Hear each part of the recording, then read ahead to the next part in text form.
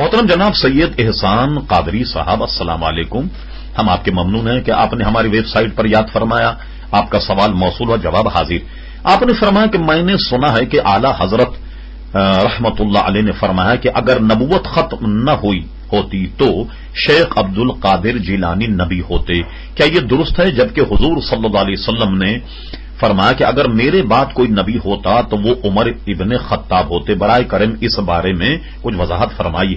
محترم سید احسان صاحب، اعلی حضرت فاضل بریلوی کی ہم نے اپنے بساط کے مطابق کافی کتابیں پڑھی ہیں، لیکن میں سمجھتا ہوں کہ یہ اعلی حضرت پر الزام ہے، اور میری نظر سے اعلی حضرت کا کوئی قول ایسا نہیں گزرا کہ جس میں اعلی حضرت فاضل بریلوی نے یہ کہا ہو، بلکہ ختم نبوت پر مرزا غلام احمد قادیانی پر بے شمار مدلل قسم کی کتابیں اعلی حضرت فاضل بریلوی رحمت اللہ علیہ کی موجود ہیں، اور ان میں بھی اس قسم کا کوئی جملہ موجود نہیں۔